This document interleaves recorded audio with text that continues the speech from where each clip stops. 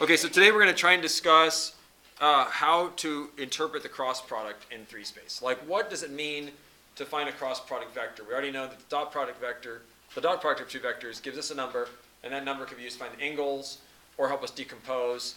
But what good is a cross product vector?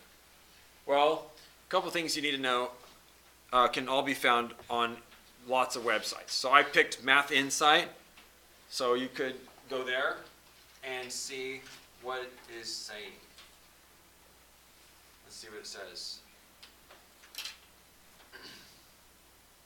Okay, this website says that there are 2 ways to take the product of a pair of vectors. Yes, we knew that.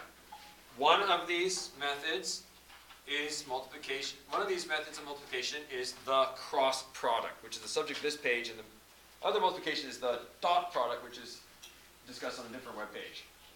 This cross product is defined only for what? What does it say? 3-dimensional vectors. In other words, it doesn't work in 2D and it doesn't work in 4D. It works in 3D. Okay? If A and B are 2 3D vectors, then their cross product is written AXB. Okay? And it's pronounced A cross B. And it is also another 3-dimensional vector of its own. So hopefully last night when you did the page 647, you kept getting number answers. But when you did page 653, you kept getting vector answers. And maybe you found the magnitude of your vector, but when you first multiply, you get a vector. You get a vector, you get a vector. That's what cross product feels like. Okay. We have to define this cross product vector with 3 requirements. The first one is it has to be perpendicular to both A and B. Okay? So I'm going to model that with 2 pens and a piece of wood. Give me a second. So not only does it have to be perpendicular to both, but it also has to be determined, its direction has to be determined by the right-hand rule. And for that, you just hold your hand out, and that's on my handout. I showed a picture of that. You hold your hand out, it's on the handout. Okay. But what about the magnitude, the length of that vector? There's a very interesting sentence here that we didn't read yet. And then I'll scroll down and show you a little animation that this web page also has. It says the magnitude or length of the vector A cross B, which of course would be written like that. This is crazy. Is the area of the parallelogram. Whoa. The length of the wooden stick that I was holding is the area of what parallelogram? Watch this. This is really cool. This is very hard to convince students of, but the picture says it all. So this is an applet, okay? And you'll notice that vectors, that the 2 vectors, green and blue, actually blue would be like your U, and the green one would be like V, okay? They form a parallelogram. Just their existence implies a parallelogram. Just the fact that they're there, there's always a parallelogram we could sketch. There's also a triangle. If we connected the head of the blue to the head of the green, we could form a triangle. But most people like to just draw a parallelogram. And as I rotate around, you can see that parallelogram. It doesn't really change, right? It's just like it's determined by the 2 vectors, blue and green. Okay? But you'll also notice that there's this red arrow sticking out. He's the cross product vector. So he is blue cross green. I wish they had used like red and blue and then made the cross product purple. Because what do you get when you cross red and blue?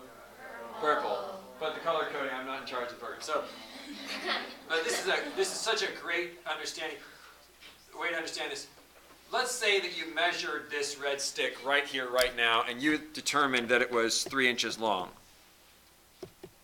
Here's the shocking thing.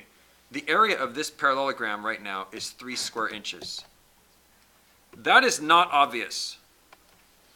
That is not obvious. In fact, it should bother some people that a length, which is measured in inches, would also double up as an area, which is measured in a totally different way. It's square inches. This is really weird. For those who are careful with their stoichiometry and their and their unit analysis and their dimensional analysis, this bothers them a little bit. They're like, I don't get it. Where's the extra factor of inches coming from? It's a little mind-boggling to me too. But it is possible to have a length of 3 and also an area of 3. There's nothing wrong with that. It just so turns out that the cross product's length is that area right there. Very unusual, very surprising. So how then would you change the length of the red? You would change the area of that parallelogram. So to do that, I will now grab the head of vector u and drag it towards vector v. Now, right now, the angle is almost 90 degrees between the blue and the green. So this angle right here is getting close to 90 degrees. And if I kind of just spin the picture, you'll see, look how long the red guy is. See that?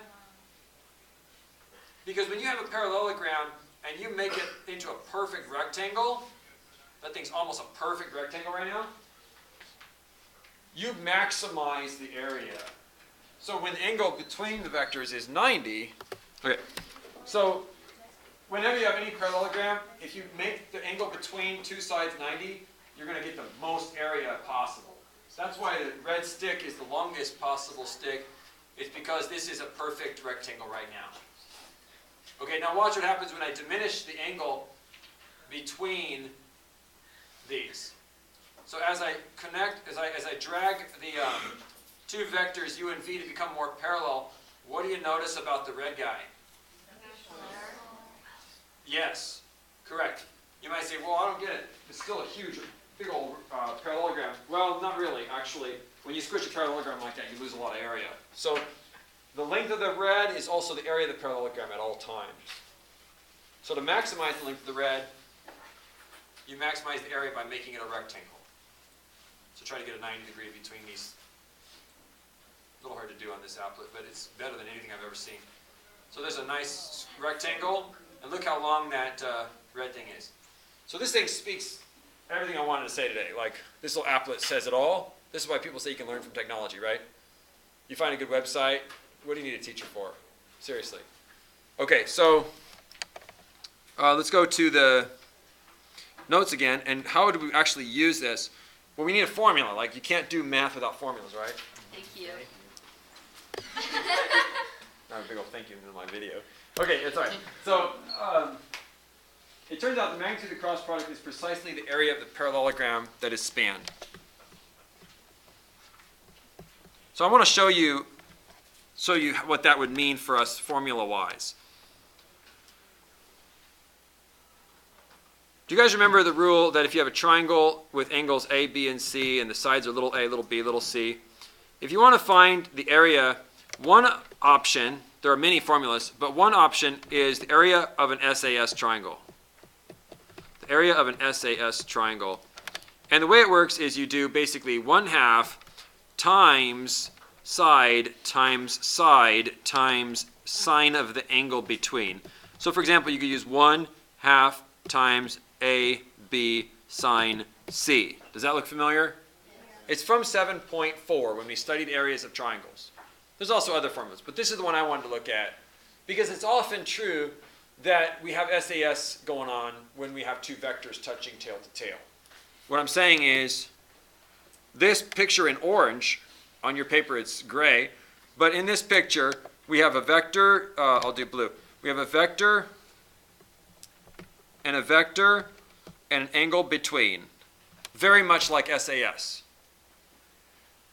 So you don't really need this side. To find the area of that orange triangle, or on your papers it's gray, you just do 1/2 times u times v times sine theta. So this is an SAS triangle after all, and the area of this triangle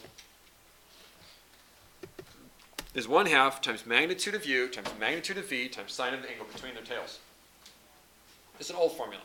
We're just putting in new variables. Since the parallelogram is made of exactly two congruent triangles, we could just double this and make an area of the parallelogram formula. So notice the half is now gone. The half is now gone. And this is now the full parallelogram. Both triangles. So the full parallelogram's area, which is the magnitude of the cross product, that's what the website said. And at the same time, it's this formula, 1 half UV sine theta without the half. So it's just also UV sine theta. Okay, so let's go to the top of the next page real quick, and we'll actually write that formula again anyway. So if you didn't get it, here it comes again.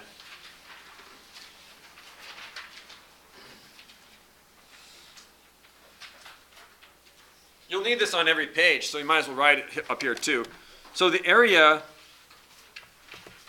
of the parallelogram is the magnitude of the cross product, but it's also magnitude U, magnitude V, sine theta. Okay? And I think we missed a page. Did we miss a page? Or are we on target? Oh no, we're good. Okay. So what's interesting is we've just basically, without really trying to, we just added a geometry skill to our list of skills. You guys are not geometry students right now, but some of you took geometry last year and some 2 years ago. Imagine if you were a freshman, okay? You're a freshman, and you're in honors geometry, and you were asked to find area of a parallelogram. Oh, the blanks here are, inadvertently, we've just found the area, found a way, convenient way to find the area of any parallelogram in a plane. Sorry, I forgot to fill the blanks. Any parallelogram in a plane. Okay? That means on a surface. Okay, so let's say that this was an honors geometry class. And it's an honors class, so your teacher wants to challenge you. And your teacher gives you the following task. Draw the points 2, 4, what was it, 6, 1, 8, 3, and 4, 6. Label them P, Q, R, and S, and find the area of this parallelogram. Okay, so could a 9th grader handle this problem? I think a 9th grader could do it, but I think the 9th grader would have a couple of false starts. Let me explain. How many of you realize that this is actually a rectangle? Okay, you're wrong. It's a trick question. Okay, I'm not saying that to embarrass you, but that's probably what the 9th grader would have thought. The 9th grader would think, oh, this is a rectangle. I'll just do length times width. I will get my distance formula from Algebra 1, because they're 9th graders, so they took Algebra 1 in 8th grade, if it's honors. And they say, okay, I could do distance formula. I'm going to get rad 8 here. I'm going to do distance formula. I'm going to get rad 25 here. I'll just do basically rad 25 times rad 8. Length times width is the area. That is wrong. This is not a rectangle. You cannot use length times width. How do I know it's not a perfect rectangle? That means, how do I know these are not 90 degrees? How do I know that for sure? Can somebody justify, how do we know that this is not actually 90 degrees per corner? There's no way it's actually a rectangle. How do I know that? How do I know it's definitely not a rectangle? Can somebody justify that? So you could prove it's not a rectangle by looking at the slopes of the 4 sides. Specifically, 2 adjacent sides, actually. Look like at PQ and QR, they should be opposite reciprocal slopes. Right? Perpendicular lines have opposite reciprocal slopes. So look at this. This thing goes, don't write this, but this goes down 3, right 4. So the slope of this side is negative 3/4. And same with this side. Okay? But when you look at QR, it goes up 2 over 2. So the slope of this side is actually 1, and the slope of this side is actually 1. You don't have to write this. I'm just trying to convince you that this cannot be a rectangle, because if it was a rectangle, then the 2 sides of QR and PQ would be opposite reciprocals. So it would be like negative 3/4 and positive 4/3. But it isn't. So I can see how maybe a freshman would struggle with this problem, because they don't get to use just length times width. This would be truly a challenge problem even for the honors level. Now there's a way around all this, but it's quite challenging. You find the equation of this green line, then you construct a perpendicular line that passes through S. You create the equation of that line. Then you find the intersection point between side PQ and that dotted green line, and then you find the distance using the distance formula from this point, K, to this point, S, and then you multiply the length of PQ times that red. That is really hard and super worthy of an honors classroom. They would have to find the equation of line PQ, find the equation of line KS, set the equations equal to find point K, then they would have to take point K and use the distance formula to find the distance to S, and then finally they would take side PQ's length times side, segment KS's length, and that would be the area of the parallelogram. Wow. Or you can teach them vectors. Watch this. This is so cool. This is how we are going to do it. After I recopy my picture. This was P and S. This is Q and R.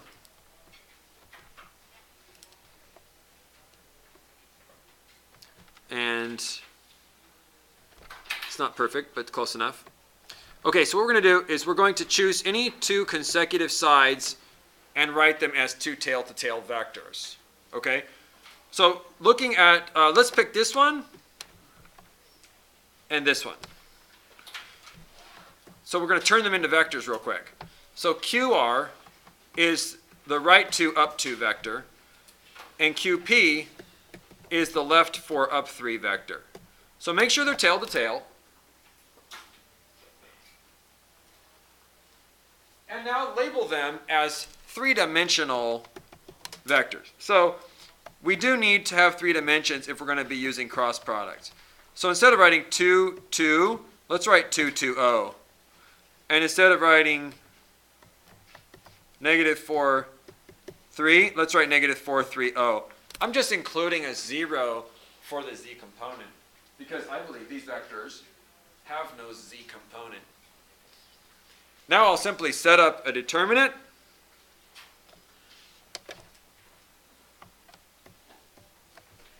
Like we did in the homework last night. I think I'll write this a little bigger so you can see it better. Or actually, better yet, I'll just zoom in at this point because you guys have all that top work figured out. Let me zoom in. And then I'll just erase what I've got here. Okay, so this is 2, 2, 0. And what was the other one? -4, 3, 0. Okay, so you just kind of copy the I, the 2, the -4, the J, the 2, the 3, and you do your trick from last night. So blue lines gives me 0 I hat, 0 J hat, 6 K hat.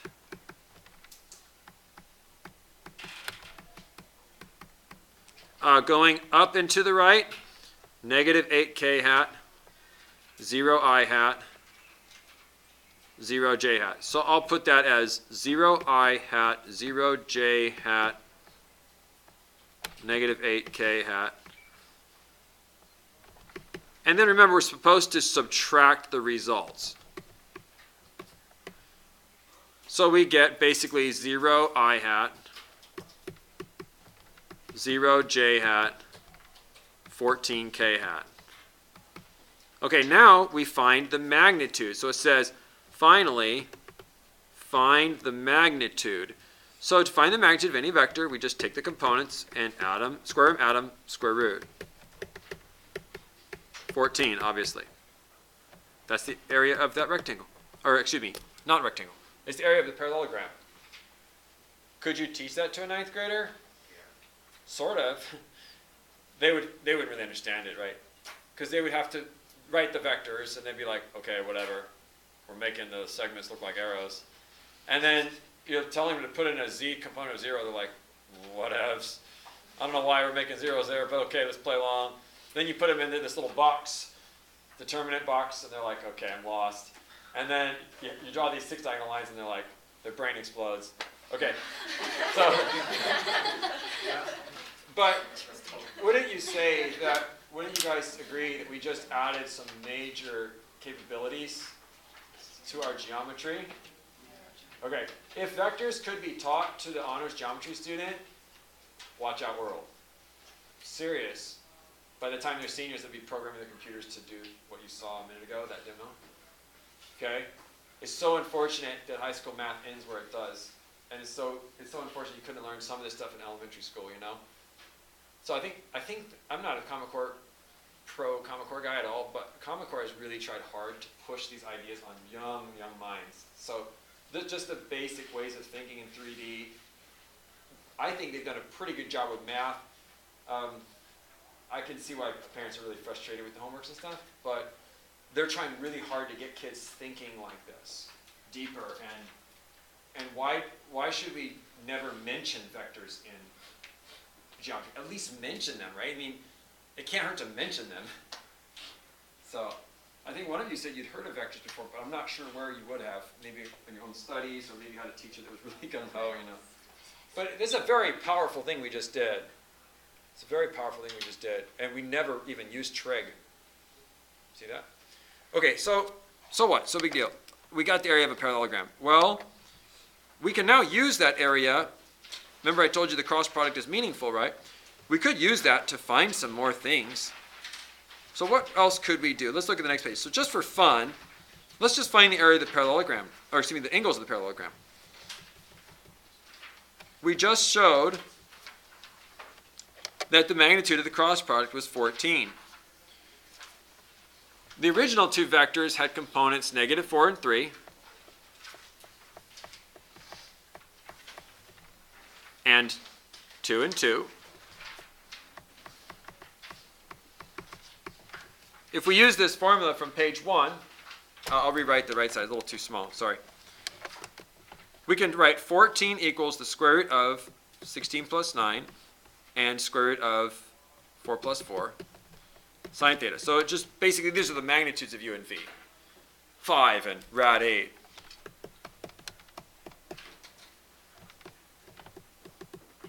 Okay, so getting out our calculator, we could just basically type inverse sine of 14 over 5 rad 8. And we should get roughly 81 degrees. See, that's interesting. We just proved that angle Q, the measure of angle Q is 81 degrees. That's a geometry answer. You know? And we just, like I said, we've really improved our skills in geometry without discussing geometry. We studied vector analysis. So, or you can use the old dot product formula. So I'll show my work in red for that. A couple days ago, we had a formula on the board that said theta equals u dot v over magnitude u, magnitude v, and then inverse cosine of that. Remember that? Many of you put this on your formula sheet just a couple days ago. When you emailed it to me, I saw that on there. You could use that instead. So you could go inverse cos, and then you have -4, 3 dot product 2, 2 over 5 and rad 8. Those are your two magnitudes. This also gives you 81 degrees. So now we have two ways to find the angle between the tails. One, using magnitude cross product over magnitudes, then arc sine. Or we can use dot product over magnitudes, inverse cosine. Kind of cool. How would you find the other angles in the parallelogram? Well, this you could make an honors geometry student do. They would know this part. If you told them that this angle was 81, they could probably find the other three angles faster than you could. Actually, they would know automatically that this top angle's 81, and they would know that both of these are 99. Lickety split. Like they would know that without even thinking. How did they get that 99 again? 180 minus the consecutive angle. Right. So these would be fresh on their mind, these theorems. So it's how can you find the other angles of the parallelogram? Answer. The opposite angles of the parallelogram are congruent, and the consecutive angles are supplementary. So find the other three angles of the parallelogram. I just wrote them all.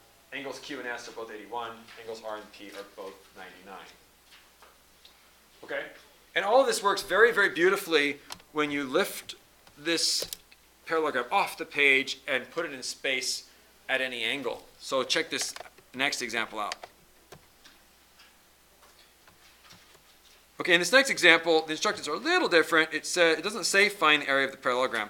It says find the area of the triangle. Okay, we're not going to stress out about it. It's not a new type of problem. Watch close, guys. Watch close. If I have a vector like this, don't draw this. I've got a vector like this and a vector like this, then the cross product is going to be like this, perpendicular to both the originals. Okay? Watch this. Okay. If I can find the length of the green, set up my determinant, and then get a vector, and then find the magnitude. If I can find the length of the green, I have found the area of this parallelogram. Right? If instead the instructions tell me we don't want the area of the parallelogram, we want the area of the triangle, they're talking about this triangle. So what would I do as sort of a last step? Divide by 2, right? Okay, here's my strategy for this problem. I'll find the cross product. It's going to give me that green arrow. I'll find the length of the green arrow, which will be the green area. Then I'll cut it in half. Okay, so that picture says it all, my whole plan of attack. Here's my plan again, in case it wasn't clear. I'm going to find the cross product. Then I'm going to find the magnitude. That's the green area of the parallelogram. Then I'm going to divide by 2. Okay, here's the problem. This thing is super hard to draw. How are you going to draw a picture of this so you can count your spaces and get your vectors? You can try drawing this with me, but honestly, it's really hard to do. I've had a lot of years of practice, and some of you are artists, so this is going to be really easy for you. What I do is I draw a piece of paper sitting on a desk, okay? And then I draw an x-axis going to the right, a y-axis going this way, and a z-axis going up.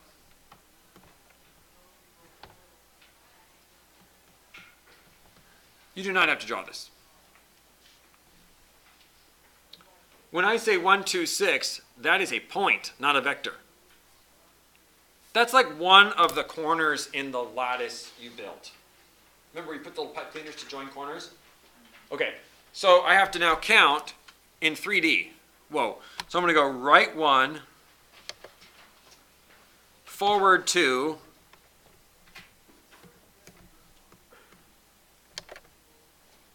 and off the desk by 6. So 6 would be, if I count my z-ruler, 1, 2, 3, 4, 5, 6. That puts me at like right about here. And let's call that point A right there. That's one corner of the triangle. Okay, now I've got to find the point 7, 2, 9. Oh my goodness. So I'm going to count basically 7 spaces and then over 2 and up 9, and this will be point B. You can see this is really hard to draw. Okay, and then I've got this other point C. I'll do that one in red. This point C is actually x direction -4 and then forward 2, up 5. So for that one, I'm going to go basically left 2, left 4, thank you. I meant to say left 4. So left 4, forward 2, up 5. So I can totally imagine that these would form a triangle in space. But let's face it, that was really hard to draw. And the final picture isn't very telling. Like, there's my triangle, and I can barely even see it because I happen to be at the wrong view angle. And I kind of wish I'd drawn my desk rotated a little bit so I could see it better. So what am I going to do, start all over? Okay. For reasons like this, we have three-dimensional graphing software. WinPlot will graph 3D just as well as 2D.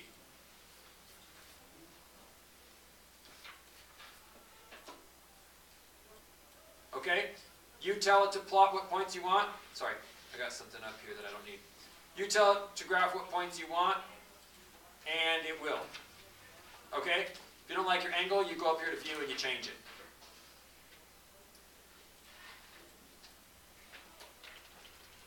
Or actually, actually, I'm sorry, you can just press the arrow keys and it will spin it around for you in space. Okay? This was not that hard to make. Honestly, I just told it to construct points and I typed them in and it drew it for me. Okay? So you could download the wind plot. This is like the 18th time this year I've suggested you do that. And probably 2 of you have done it. But boy, it's a lot nicer than me drawing that. Plus I can rotate it if I get a horrible angle on the thing. So, or if you're an artist and you just love to draw, go for it. But here's what I learned from doing that. I'm going to need to measure the sides of that triangle because those are my vectors, right? Okay, so I'm going to pick any 2 letters to be my vector. I'll pick AB, so I'll make a vector AB, and I'll make a vector AC. That way they have both the same tail, right? How am I going to measure like the rise, run, and ups, downs connecting A to B? Like, this is kind of hard. Well, if you think about it, to travel from A to B, you have to go 6 in the x direction, and then you've got to go none in the y direction, and you've got to go down, up 3 in the z direction. So the easiest way to actually get the vector AB without counting the spaces is just to take the coordinates of B minus the coordinates of A. So watch this. I'm going to go 7 minus 1, 2 minus 2, 9 minus 6. This gives me 603. What is this? This is head minus tail. We don't usually do this in 2 dimensions because it's not really that necessary. But when you're in 3D and you're trying to write a vector from A to B, just take the coordinates of the head minus the coordinates of the tail and out pops your vector right away. That's so much easier than trying to draw and count the spaces. Okay, same thing for A and C. C's the head. So just do C minus A. So negative 4 minus 1, 2 minus 2, 5 minus 6. Negative 5, 0, negative 1. So my strategy now was to find the cross product. The cross product. So that means I'm going to go like this. I hat, J hat, K hat, 603, negative 50, negative 1. Copy the first 2 columns.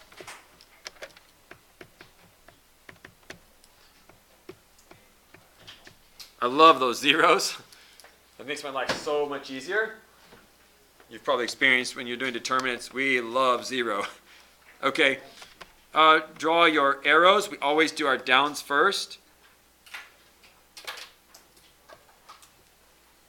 So it's, it looks like for my I's I got nothing. For my J's I got negative 15. I'll color code. For my I's I got nothing. For my J's I got negative 15. For my K's I got nothing. Okay, big deal. Let's do the red going the other way. Looks like nothing in the K, nothing in the I, but negative 6 in the J. So just be careful how you write that. Put them in order, right? So we got nothing in the I, we got nothing in the K, but we did get a negative 6 in the J. Then we subtract. Subtract. I don't know how to say it any louder. Subtract. The answer is negative 9 in the middle. So we have 0, negative 9, 0. Okay, what is this guy? He's the cross product vector. If we measure him, we get the area of the parallelogram.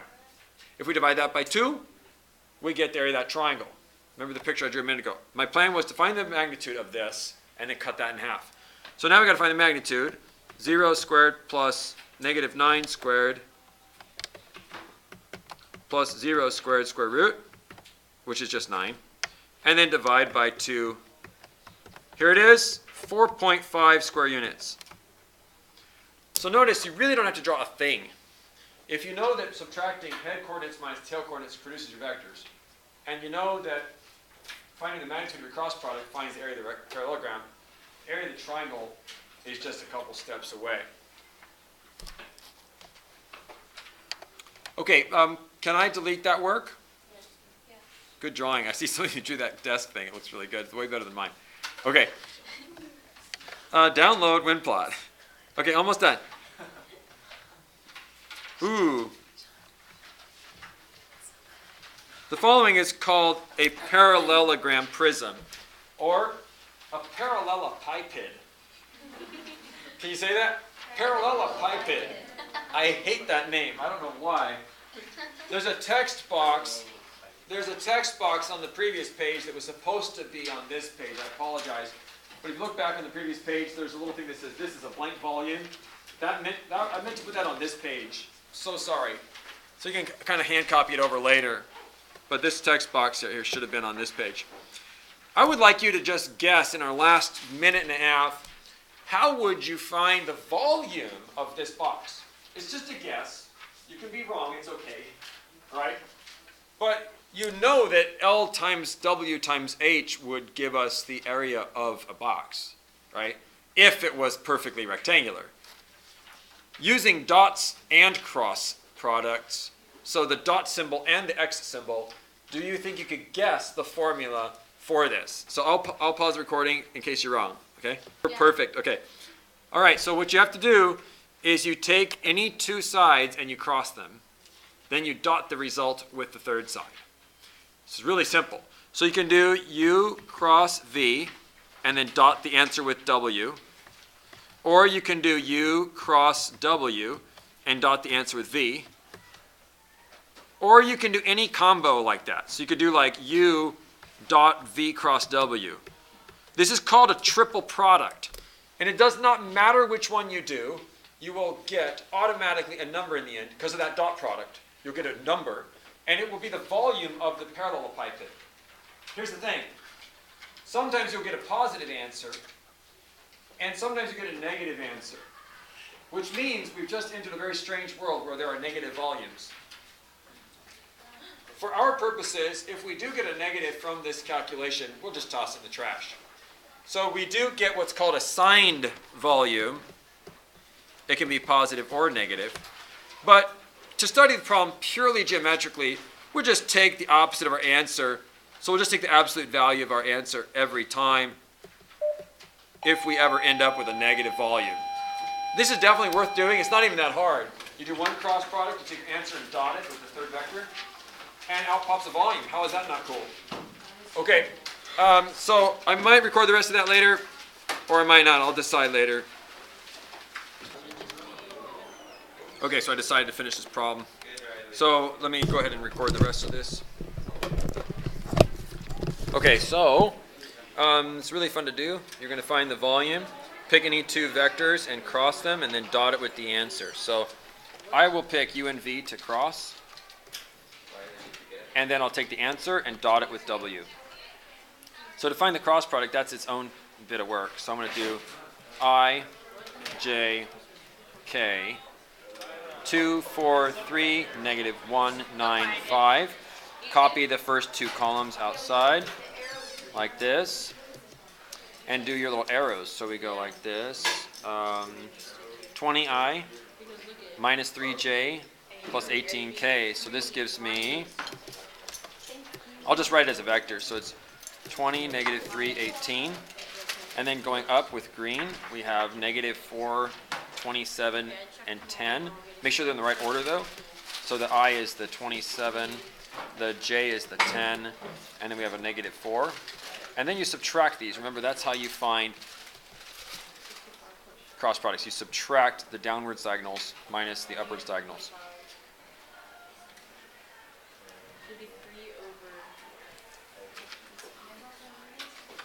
Okay, so subtracting these gives us